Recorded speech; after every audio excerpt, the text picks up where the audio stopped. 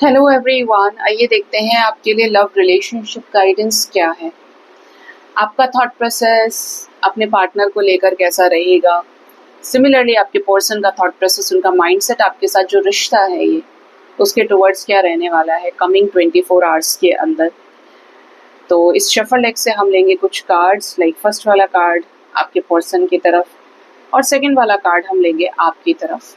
आपकी तरफ जो एनर्जी है वो है 5 ऑफ पेंटिकल्स की। बहुत मिस करेंगे, पार्टनर कॉल मैसेज नहीं कर रहे हैं, पार्टनर आपको अटेंशन नहीं दे रहे हैं, अवॉइड कर रहे हैं, या वो कहीं और बिजी हैं और आपको ऐसा लग रहा है ये मुझे अवॉइड कर रहा है, कहीं ऐसा तो नहीं इसने मुझे छोड़ दिया या इसका मन हट गया मुझसे। मतलब आपको ना थोड़ा सा इनसिक्योर फीलिंग आएगी, यार मैं इससे बात करूं क्या, मैं इसको चेस करूं, मैं इसको बोलूं क्या करूं, या वेट ही कर लेता हूँ या कर लेती हूँ। तो बहुत मिस करेंगे आप कि जैसे ये कनेक्शन हट ना जाए, ये कनेक्शन छूट ना जाए। ठीक है, ये चीज आपको काफी ज्यादा ना इनसिक्योर करेगी, चिंता में डालेगी, और आपको ऐसा लगेगा कि आप कहीं पे भी काम कर रहे हो, ऑफिस में हो या घर पे हो, आपका दिल नहीं लगेगा कि आज आपको डोज मिला ही नहीं एनर्जी का, अपने पार्टनर की तरफ से एनर्जी मिली नहीं, तो अब आपको कुछ अच्छा नहीं लग रहा है, सूना सूना सा लग रहा है, मिसिंग मिसिंग सा फील लग रहा है, खाली खाली फीलिंग आ रही है आपको अंदर से कि यार कुछ लैक कर रहा है, कुछ लैक कर रहा है, मूड आपका ऑफ रहे, इस टाइप की एनर्जी है। अगर आपने रिसेंटली इनके साथ सेपरेशन में गए हैं या आप दोनों के बीच में चीजें खराब हो गई है, तो आपका मुंह वैसे भी लटका हुआ रहेगा। मतलब इज लाइक कि यार आज अच्छा नहीं लग रहा है कुछ, या मन उदास है, अकेलापन, और वो है ही वियोग की ही एनर्जी है यहाँ पे। वियोग, विरह जैसे आपको बोल सकते हो, क्योंकि देखो ये छोड़ के जा रहा है या ये पीछे जाने की कोशिश कर रहा है।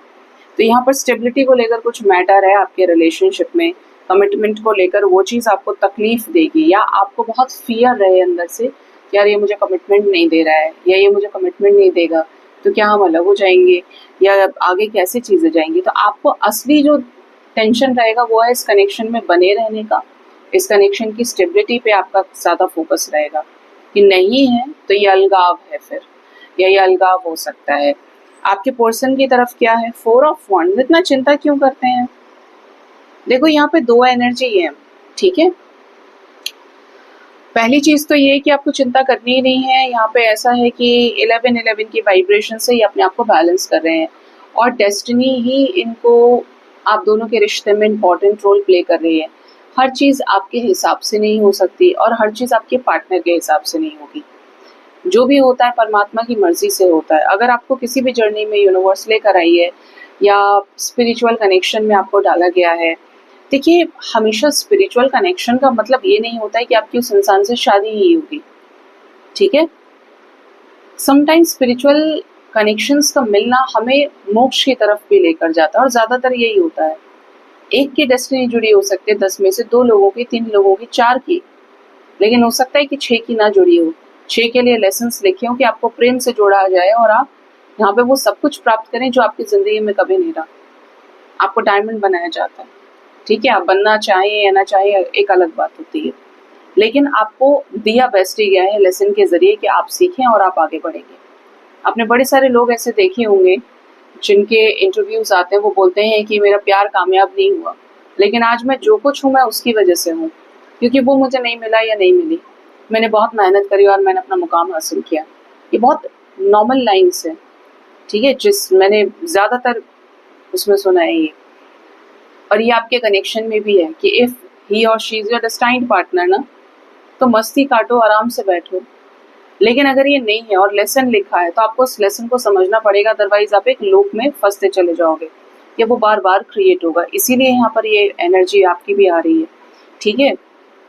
सेकंड क्या है कि डिवाइन जब आपको साथ लेकर आई है तो उनके हिसाब से चीजें हो रही हैं। आप दोनों को सेम पेज पर खड़ा करना है यूनिवर्स ने, तो उसके लिए अगले बंदे की भी वाइब्रेशन इक्विवेलेंट होनी चाहिए, सेम होनी चाहिए, और आपकी भी होनी चाहिए। सिर्फ बाबू सोना करने से, दिन रात बात करने से ही प्यार जताया नहीं जाता है। प्यार की असली परख दूरियों में ही होती है। प्यार की असली परख सेपरेशन में ही होती है, कि दूर होने के बाद भी अगर दिल मिले हुए हैं, कोई इंसान किसी को ध्यान में रख के किसी गलत के साथ इन्वॉल्व नहीं हो रहा है, तो प्यार बहुत सच्चा है। आप किसी और के नहीं हो पा रहे हैं दूरियों में भी, आप बने हुए उसी एनर्जी से, उसी एक पार्टनर पे टिके हैं, तो आपका प्यार भी सच्चा है। लेकिन अगर इसे छोड़कर कुछ और चल रहा है, चाहे आपके पार्टनर की तरफ से या आपकी तरफ से, तो प्यार सच्चा नहीं है। आप तराजू से तोल नहीं सकते, प्यार प्यार है और जिससे है उसके लिए सब कुछ है, ठीक है।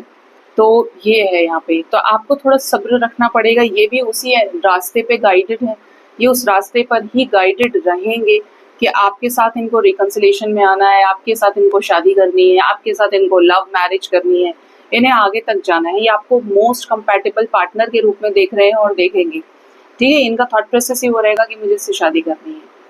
तीसरी जो यहाँ पे एनर्जी मुझे मिल रही थी वो ये कि अगर ये किसी के साथ मैरिड है, ठीक है, तो ये उस व्यक्ति के साथ क्वालिटी टाइम स्पेंड कर सकते हैं, या ये उसको लेकर फिक्स रहें कि मैं इससे अलग नहीं होऊंगा या होंगी, इसके साथ तो मुझे रहना ही है, शादी हो गई मेरी इससे, ठीक है। दुनिया जानती है कि ही और शी इज माई वाइफ और हस्बैंड, ही और शी इज माई स्पाउस,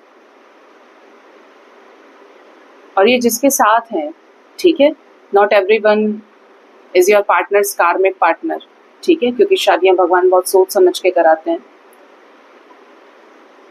तो ये जो व्यक्ति है इनका डेस्टाइन्ड पार्टनर है, तो ये उसके साथ इन्वॉल्व रहेंगे। और एक कार्ड लेते हैं टेम्परेंस, तो ये वहां सिचुएशन को बैलेंस करने की कोशिश कर सकते हैं। और आपके साथ ये रिश्ता, जिन शर्तों पे ये रिश्ता टिका है या जिन शर्तों पर ये रिश्ता आगे जाएगा, ठीक है। एक समझाने के लहजे से मैं आपको बता रही हूँ कि आप बैलेंस्ड वे में हैंडल करें।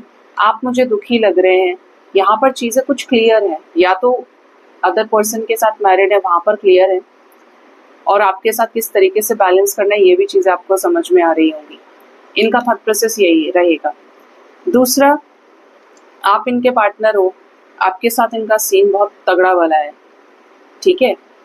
तो ऐसे सिचुएशन में आपके साथ इस रिश्ते को बैलेंस करने के लिए तत्पर रहेंगे, हर कीमत पर बैलेंस करेंगे, आएंगे भी, रियूनाइट भी होंगे, और इवन अगर चीज़ें ख़राब है तो बीच का रास्ता यही निकालेंगे, मसले सॉर्ट आउट यही करेंगे, इन्हीं की बारी है, क्योंकि इनको ही यूनिवर्स अवेकनिंग के जरिए बैलेंस कर रही है, ठीक है। इन दोनों ही सिचुएशंस में आपके लिए सीधी सी गाइडेंस ये है कि आप ये देखिए कि आपसे क्या चाहते हैं। हमें पता होता है कि पार्टनर को मुझसे शादी करनी है, तो अब हम उस हिसाब से एफर्ट लगाएंगे।